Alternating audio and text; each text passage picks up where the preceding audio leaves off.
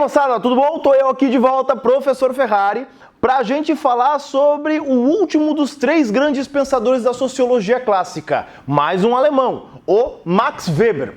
O Weber, ele já é o mais novinho dos três, né? Ele vai viver de 1864 até 1920. Veja que o Weber já vive nos tempos um pouco mais agitados que os outros, né? Ele pega toda a Primeira Guerra Mundial, tá? Mas o Weber, gente, ele é um pensador que ele transcende a área da sociologia, né? Ele vai ser um sociólogo, mas também um jurista, um economista, e a obra dele vai ter impacto para a sociologia, para a história, para a administração, para o direito e para uma série de outras ciências, né? Pois bem, gente, esse período aqui do Weber, né, a gente pode dizer que ele está vivendo na Alemanha industrial. Vamos lembrar que eu já falei para vocês que a Alemanha ela se unifica em 1870. Né? Ó, ele nasce em 64, então quando ele tem 6 anos de idade a Alemanha se unifica. E o processo de industrialização da Alemanha ele é muito rápido, né? Principalmente se comparado, por exemplo, com a Inglaterra e com a França. Tá? A Alemanha ela se industrializa, vamos dizer assim, a toque de caixa. Né? E essa percepção da Alemanha vai fazer com que o Weber pense um pouco diferente dos seus dois colegas lá, o Durkheim e o Marx, tá? Qual que vai ser a diferença? Ele vai observar que algumas coisas vão depender de um processo histórico. Porque se afinal de contas as coisas fossem como Durkheim dizia, né, que então a sociedade tem suas regras, a sociedade é exterior e o indivíduo não tem papel nenhum, todas as sociedades teriam que passar pelo mesmo processo. Só que o Weber vai dizer, não, vejam o meu país, a Alemanha, passa por um processo bem diferente dos outros países. Logo, isso significa que os indivíduos, eles agem de forma diferente por uma série de razões. Tá? Então percebam que com isso, o que o Weber está fazendo? Rejeitando o positivismo. Né? Ele não vai se alinhar junto com o pensamento positivista, ele vai exatamente na contramão. Tá? Ele vai dizer que não, a gente não pode pensar que a ciência vai salvar tudo, a gente não pode pensar que a ciência ela explica tudo. O Weber ele vai até mesmo negar a neutralidade científica. Ele vai dizer, olha, o cientista, principalmente o cientista social, né, da área de humanas, ele tem os seus valores, ele tem as suas tradições, ele tem a sua educação, e é impossível que um ser humano esteja livre de tudo isso para poder pesquisar qualquer coisa. Tá bom, gente? Então, quando ele rejeita o positivismo, ele passa a pensar através do método compreensivo, né? Ou seja, estudando a história. Eu tenho que compreender a história para conseguir compreender os processos que levam as diferentes sociedades às suas diferentes organizações. Aqui ele pensa de uma forma um pouco parecida com o Marx, né? O Marx, quando faz o materialismo histórico, lá, dialético, o materialismo dialético, ele também pensa no processo, né? Só que o Weber não vai dizer que são as relações de produção, não é só o materialismo que rege o mundo, né? Tem algumas outras coisas, tá? E aí qual que é o pilar do pensamento weberiano? A relação, gente, entre religião e capitalismo.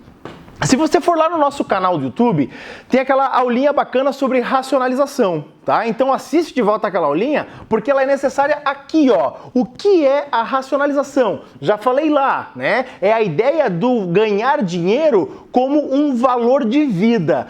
Porque o Weber ele vai dizer o seguinte, ó. O capitalismo, ele já existiu em outros tempos, em outros espaços geográficos, né? O Marx vai dizer que o capitalismo é a busca do lucro. Mas o Weber pergunta assim, tá bom, e lá na China, quando tinha a Rota da Seda, os comerciantes chineses não queriam lucro? Claro que queriam, né? Ou então na Índia, tá? Quando os portugueses chegaram lá para pegar especiarias, os vendedores indianos não queriam lucro? Claro que queriam o lucro. Então apenas a busca pelo lucro e as questões materiais não bastam para Weber. Percebam, ele não está dizendo que o Marx está errado, ele está dizendo que o pensamento do Marx está incompleto. Certo?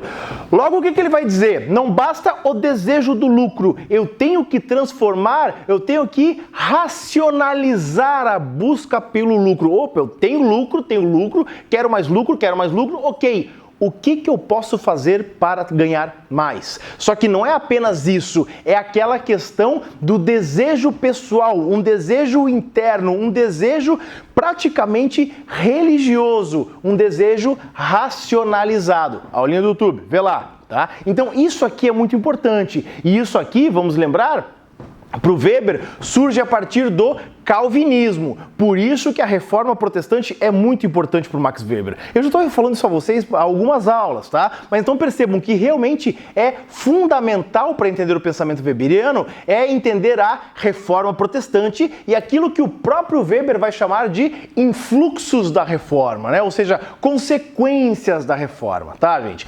Então, já que dessa perspectiva weberiana, né, os indivíduos, eles têm o seu peso nos processos históricos, o Weber vai dizer que os indivíduos eles fazem ações sociais, tá? Ação social não é caridade, né? Pelo amor de Deus. O que é ação social? É agir na sociedade. Parece meio óbvio, né? Mas quando a gente pega assim só o termo e usa ele, às vezes ele pode ficar meio banalizado. Então o indivíduo, ele age na sociedade. Claro que ele não age simplesmente pela sua pura e espontânea vontade. Ele só vai agir a partir do momento que ele tem que lidar com os outros. Então, óbvio que ele age sempre pensando no que as suas ações vão ter como consequência para os outros, sejam positivas ou sejam negativas. Então, uma ação social, ela pode ter três motivos, segundo Weber. Motivos tradicionais, motivos emocionais e motivos racionais. Querem um exemplo? Vou pegar um exemplo de vocês. Vamos supor que um jovem queira fazer medicina, por exemplo. Tá? Se esse jovem quer fazer medicina porque o pai dele é médico, porque o avô dele é médico, ele faz isso por uma questão tradicional, uma ação social tradicional.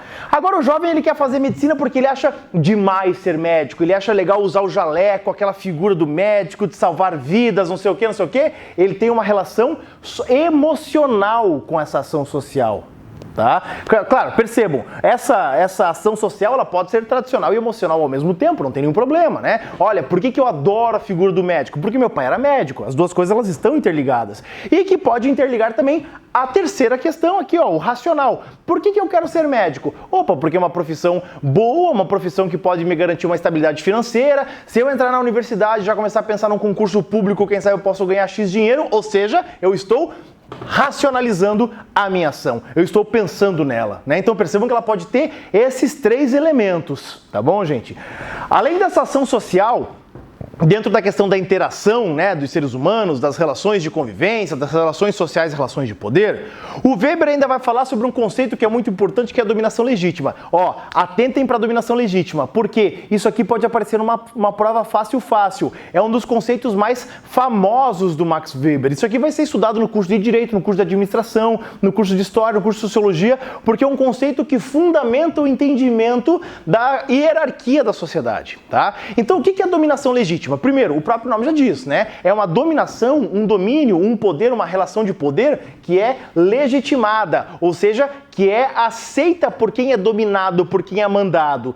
Existem três tipos puros de dominação legítima, segundo Max Weber. A primeira é a dominação tradicional. A dominação tradicional, ela é muito vista dentro da família, por exemplo, né? Por que se obedece o pai? Por que se obedece a mãe? Também pode existir nos governos monárquicos, né? Por que se obedece o rei? Porque existe uma tradição. A dominação carismática, gente, aí também tem um conceito do que ela é muito visível em tempos de crise, né? Porque quando você tem crise, quem que aparece? O salvador da pátria. A gente tem que votar nesse cara porque só ele vai ajeitar o país. A gente tem que acreditar nesse cara porque só ele vai trazer a paz.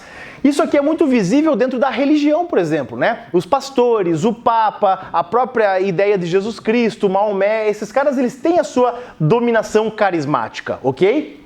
E por último, mas não, desculpem, né? A carismática, ela também pode incluir os políticos, tá? Quando você pega, por exemplo, o Hitler, né? O Hitler, ele surge na Alemanha dizendo que iria salvar a Alemanha. Pumba, carismático, certo?